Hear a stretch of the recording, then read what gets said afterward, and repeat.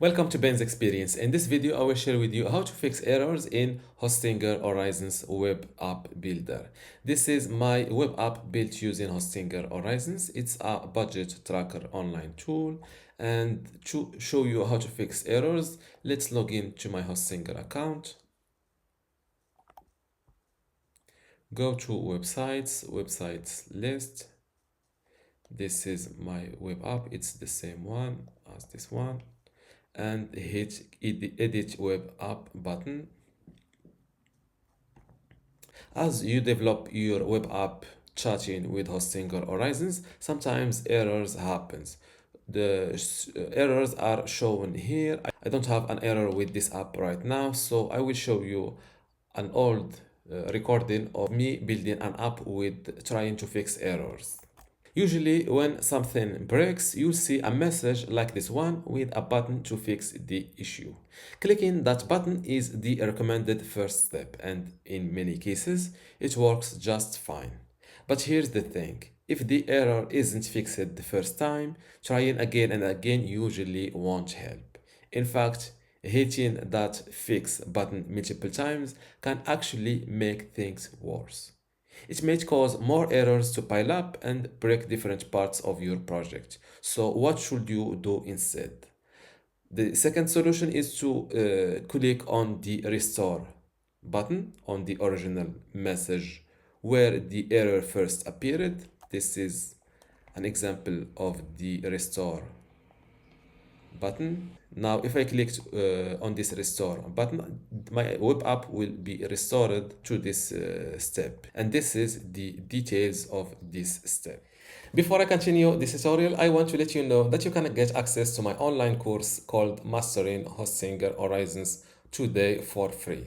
Inside this course, you will learn many things, including how to get started with Hostinger Horizons. You will see what is Hostinger Horizons exactly. Then we will see what's the difference between web apps and websites or mobile apps. You will also see how to sign up and access the Horizon dashboard, the possibilities and restrictions inside Horizons, also mobile editing and FAQ. After that, and inside building your first web app, I will share with you how to create web apps like a budget app, a recipe app, or even a travel organizer. And we will also see in-depth examples like how to create a community web app or even a habits tracker or a fitness web app.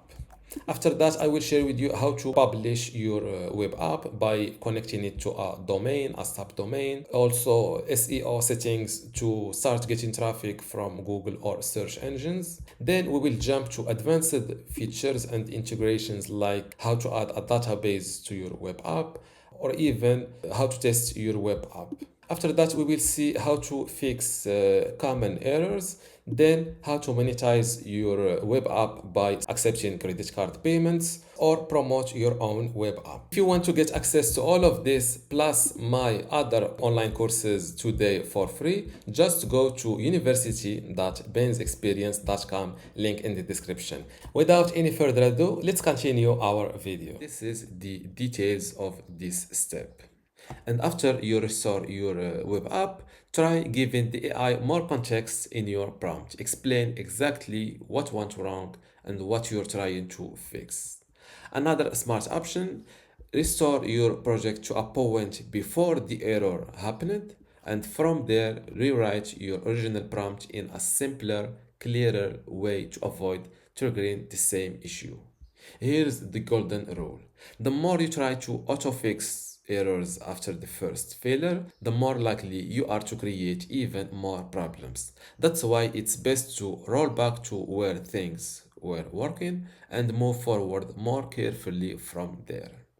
That's all for this video. If you still have a question, leave it in the comments below and see you in the next video.